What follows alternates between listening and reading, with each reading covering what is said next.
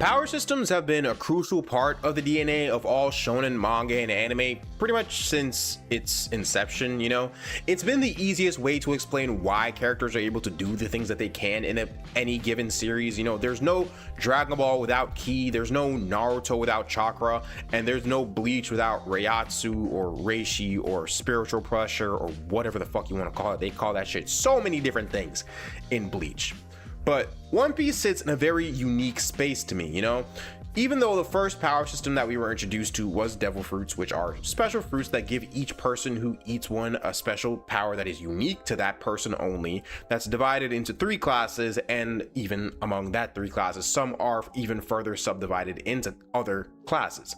The point is that it gave early One Piece a kind of rock, paper, scissors aspect to it during fights.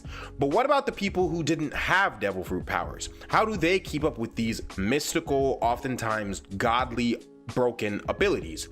The answer for the majority of the world is Haki, but this wasn't a properly introduced concept until like 200 chapters into the manga, when it was first mentioned by, I think, Blackbeard at the time.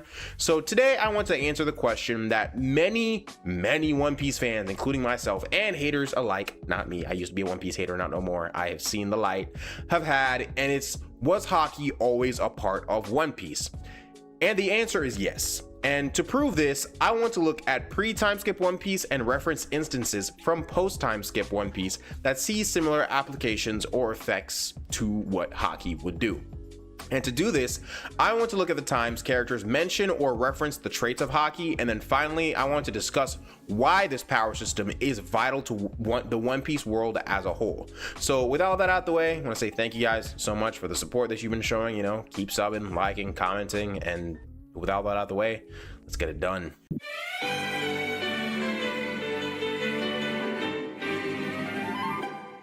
So starting it off, I want to look at the earliest signs of Haki being used within the story, and it's Shanks on Dawn Island, you know, saving Luffy from the Lord of the Coast. It's obvious.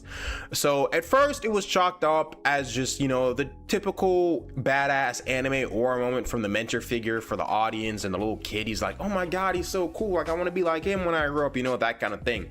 But it was set up to show us that with just a look, Shanks could scare off something that terrorized the coast of Dawn Island pretty much instantly, you know. But it's so much more than that. This was our first real introduction to the concept of Conquerors Hockey, which is the act of imposing one's will upon another, and we didn't even know this. And to further back this up, we can look at other examples later on in the series where we see someone use their will to dominate an animal, and I want to point to what is considered Luffy's first real time using Conquerors Hockey, and it's when he was facing off against Duval and his bull to scare it, and then eventually cause it to pass out, you know, knock itself out kind of thing. Then I want to compare that and look at the 2-year time skip where we see Luffy has pretty much become the boss on the island where he spent most of his time training, because again, he was using Conquerors Hockey on those animals the whole time. But I want to focus on Duval's bull because of just how similar it is to how Shanks used Conquerors at the beginning of the series, you know. And I know One Piece can be a rather silly show at times, you know, it has its gags, but moments like these are more often than not treated as serious, at least when it comes to people who actually have conquerors, because again, you know, One Piece is a pretty silly story. So, you know, the idea of, you know, knocking out an animal with just your thought or something is like, you know, maybe Nami can do that or Usopp can do that, right? Because people like to use those gags as like justification for something sometimes. But whenever Haki or whenever acts like these are used on characters like Luffy, Shanks, Zoro, even Sanji, I guess, even though Sanji doesn't have conquerors yet, you know, fingers crossed, maybe does later on down the line, is usually used to be serious, right? And the most damning thing that outright states that Haki was always planned to be a part of the series was Dr. Hirolook describing what a pirate was like to Chopper all the way back in Drum Island. And he says, and I quote, "They have a body hard like stone," which sounds a lot like armament haki, the eyes of an eagle, which is obviously referring to observation haki, and finally a voice that tears the sky asunder. And this refers to Conquerors and how it's used to dominate people and their will. But I'm also not oblivious to the idea that this could be referring to an earlier version of the voice of all things. You know, maybe Oda had planned to connect them together initially, but the point being, there are so many references to Haki pre-timeskip, and if you look at it closely enough in retrospect, a lot of techniques in different fights begin to make more sense.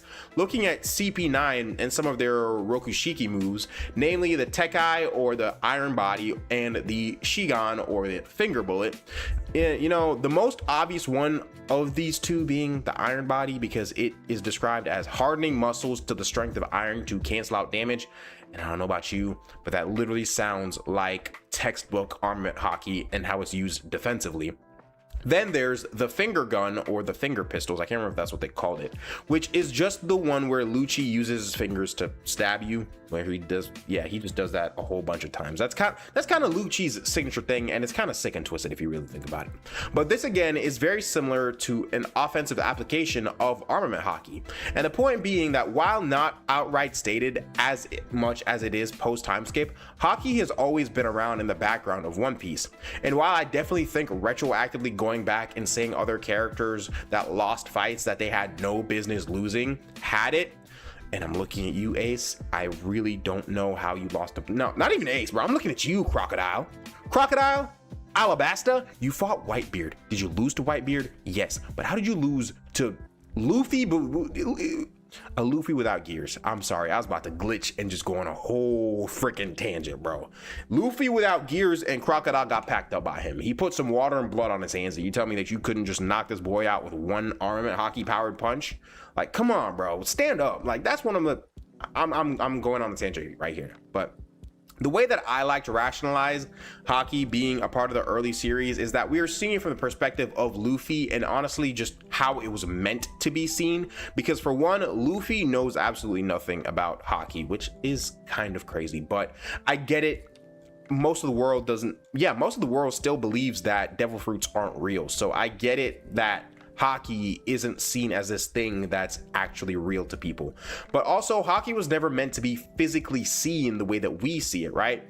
And we could go into the whole Black Blade thing, but that's just gonna make this video get way too long. So let's move on to the next section, right?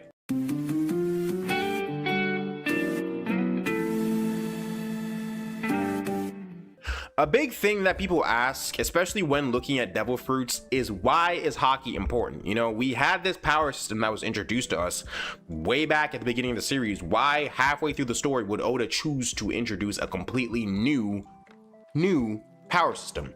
And to put it simply, everyone needs to be on even footing. And there also needs to be an explanation of why certain characters can do the things that they can do.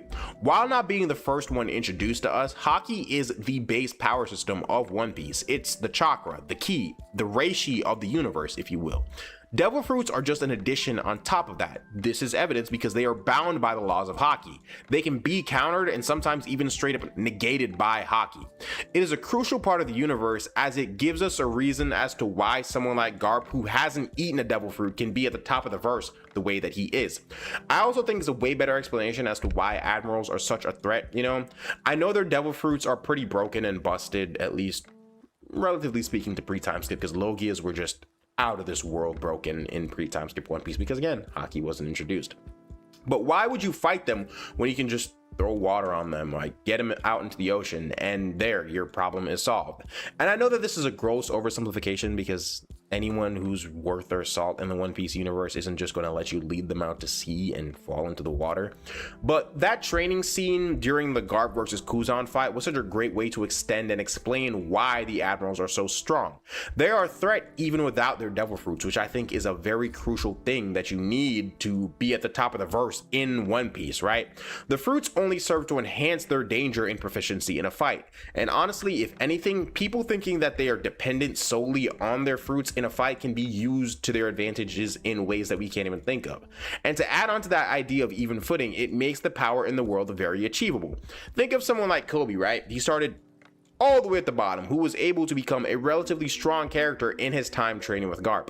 And now think of someone like Luffy. While yes, Luffy is very much trained for the power he's had in the series up until this point, Gear 5 was very much an, kind of, you've pushed this fruit to the max because, he awakened the fruit. So this is all you have left kind of thing to do, which would be Gear 5. But now he's essentially a Looney Tunes god in the universe who, in a world that still has to adhere to the rules of, well, everything that Oda has established up until this point.